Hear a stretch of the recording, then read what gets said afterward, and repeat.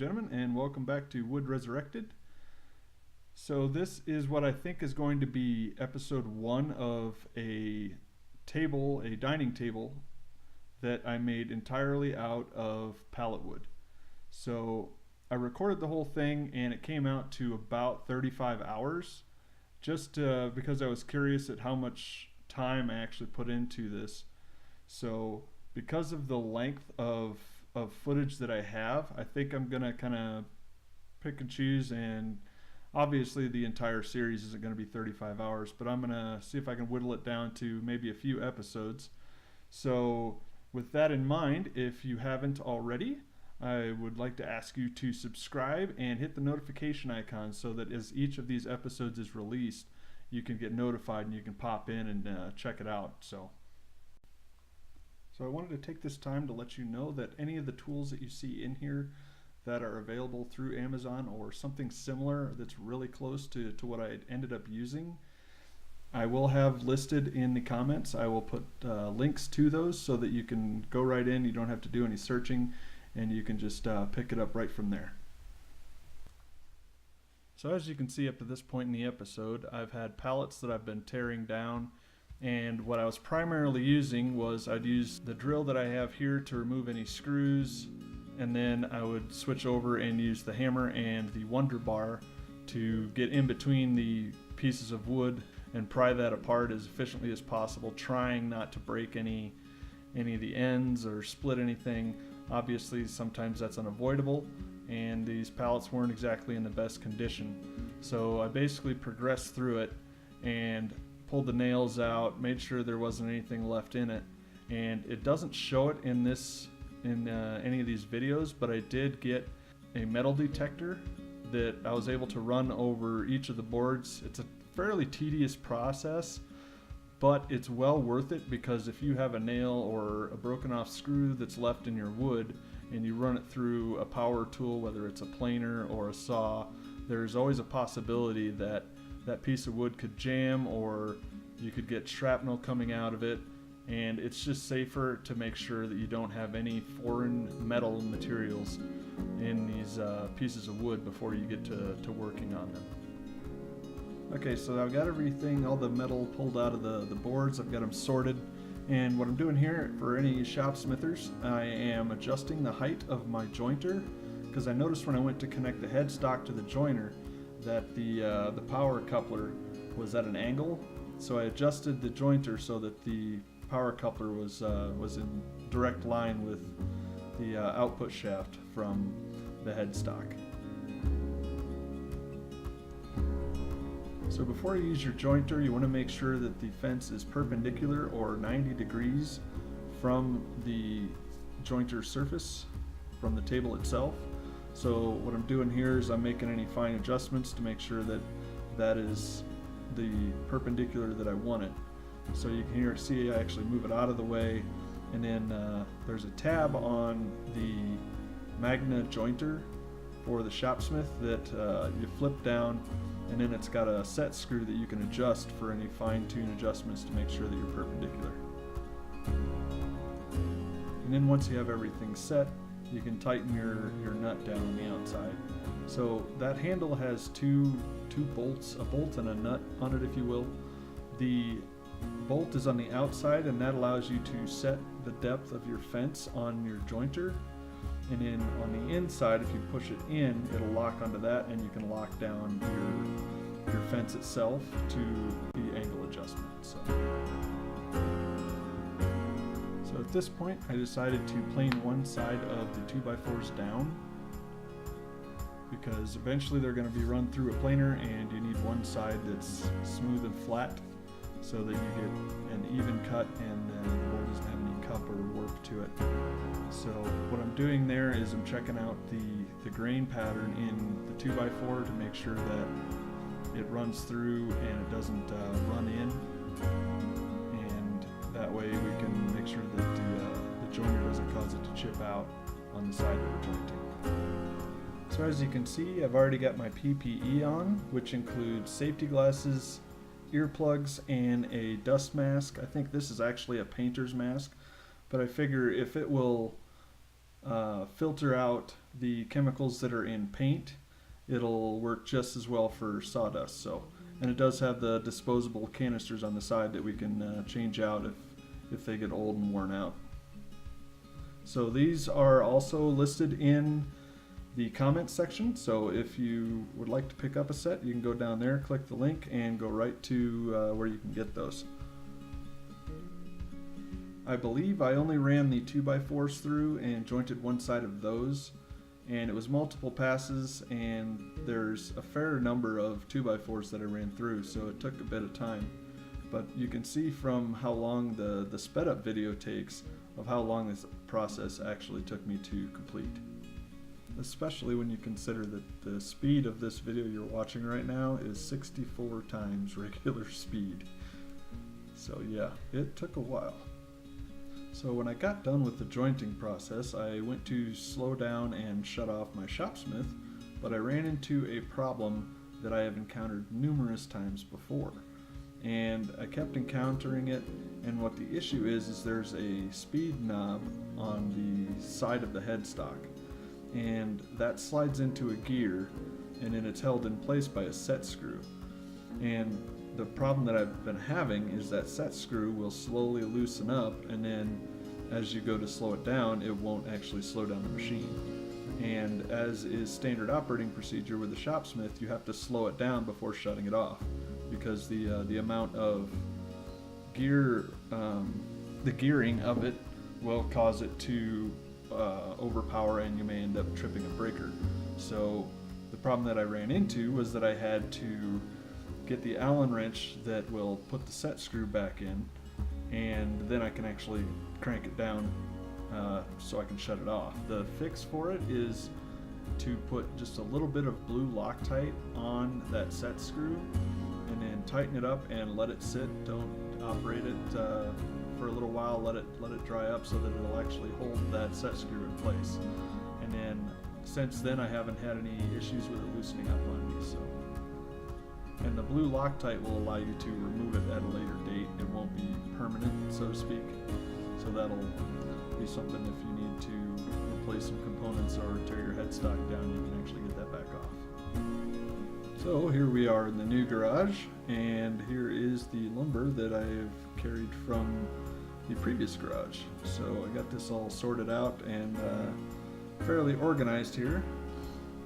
And what I'm going to do is I'm actually going to go through and pick out the boards that we need to make just the tabletop of the table itself.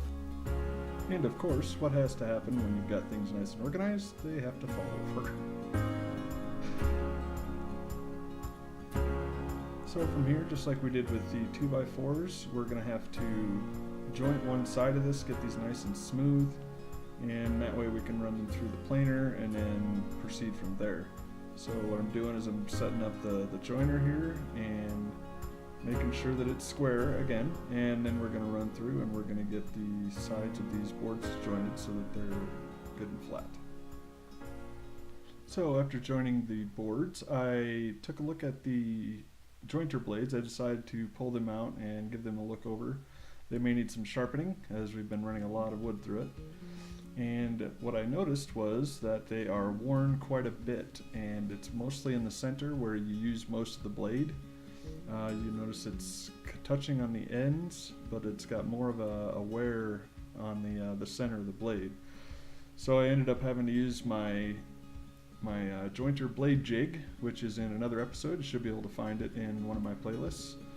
I believe it's a tutorial playlist, but I ran those through and got those sharpened up. So. And with the blade sharpened, it cut a lot better, and I was able to get these boards jointed down a lot more smoothly and a lot more efficiently. So I ran the rest of them through. These are all the boards that will become our tabletop. Once we are done with them, we'll be gluing them together in multiple ways. So we'll see that soon, but first we have to plane them down. So now that we've got one side of our boards jointed, we're ready to run them through the planer and plane them all down to a uniform dimension. And I actually got the shop vac hooked up to the outlet port on the planer here, so that any waste that goes through the planer and all the shavings and sawdust will be sucked right into the shopsmith. So essentially I'm running each one through and getting it down to close to, I believe it was about a ½ an inch. I think I was going a little bit tall so that I could do both sides of the board.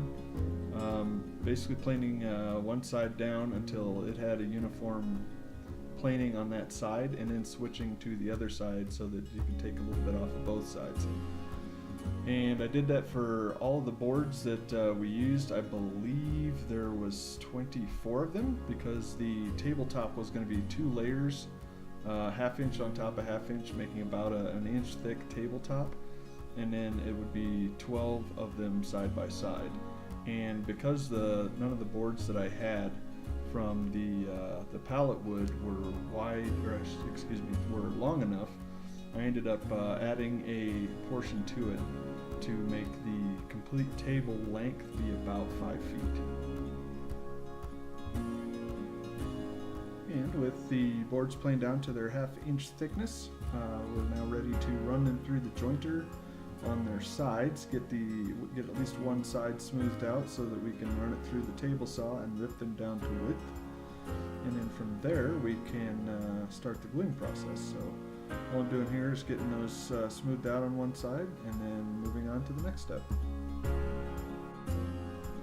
The other benefit of getting one side nice and jointed like this is that it'll sit nice and square against your miter gauge. And if it sits square against your miter gauge and your miter gauge is perpendicular to your blade, you'll get a nice 90-degree end on it, and it'll also be you'll be able to get it smooth. And that's what I wanted for this, because some of these boards will have an extension basically glued onto the end. It'll be an end glue. And so what I'm doing here is I'm squaring up the miter gauge with the blade to make sure that I get that nice 90-degree angle on the board, so that don't have to worry about having it a certain alignment or having it facing one direction or the other. And I found that this blade is actually a little dull, and I've been trying to make it last as long as possible. And the reason for that is through Shopsmith, these blades, these 10-inch blades with the, I believe it's 1.25 inches or 1.5 inches arbor, are between $50 and $70. So I was trying to make it last as long as possible, but I believe that was part of the reason why I was having as much trouble with this, because I kept having to make adjustments with my test board that I'm running through, and it kept being inconsistent. And I believe part of that was a combination of not trimming very much off of the end of the board, as well as the saw blade being dull a little bit, so it would push the board out. So what I'm doing here is I'm making fine-tune adjustments. It's got this miter gauge for the Shopsmith, for the 500 series especially. It has a lock knob on the top of it that's got knurls so you can tighten it with your fingers, but it also has a hole through the top of it, and the Allen wrench that you use for just about all your adjustments on the Shopsmith fits perfectly through there, so you can use that to get it just a little bit tighter so you can make sure it doesn't move. Other than that, there is a knob that comes in and out of the back side of this miter gauge, and what that does is it serves as a stop point. And just like the jointer that I showed you earlier, there's a set screw on it, so you can adjust where you want it to stop, and that way you don't have to square it up manually every time. But so what I was doing was adjusting that and making adjustments to my set screw at the same time. And at this point, all I'm doing is trimming one end of each board. And the reason I'm doing that is because from that point I can actually decide what length I want them to be, because I hadn't decided yet. I believe I wanted it to be 5 feet, so I was going to try to get most of these boards maintain as much length as I could, and then go from there and determine how much extra length I was going to need for the boards that were added onto the ends. So one limitation of using the Shopsmith is that you're limited on how long of boards you can cut while using a fence. And it's also kind of meticulous in order to be able to get it set to the right height. But in order to maximize the amount of distance, because I believe the boards that are the longest in the tabletop are going to be about 42 inches. I think I was going to do 42 inches and an 18-inch extension to get it up to 60 inches, which is our 5 feet. So in order to do that, what you can see here is I'm removing the jointer from the back end of the Shopsmith, and what I'm going to do is I'm going to remove our table extension and put it on the other end, because if you notice on the Shopsmith, the saw blade is on the right side. So what I'm going to do is I'm going to slide that all the way down to the end where the table extension was, and then I'll be able to put my fence on the side where I'm now putting the table extension. And you can kind of see right there, if you're not mindful of which direction you're spinning the end clamps, because they screw in and they draw together, so if you spin it enough, it'll fall right out of there. And so that was what happened there. So I've got the fence on the back end, and I'm going to slide the table down, and this will allow me to get as close to the maximum cut length. I can't remember what the maximum length for the Shopsmith in this configuration is, but I know I did pretty close to, I believe it was 42 inches. And so what I'm doing is I'm gonna set the fence as straight as I can get it, and then I'm going to move the headstock down, and then once I get the headstock and the blade set the appropriate distance from the fence, then I can lower the fence down, the actual table down to the height that I need so that the blade protrudes through the table as far as I want it to. And then from there I can use a long straight board across the table and the table extension, and I can use that to level both ends so that they're really close to the same height.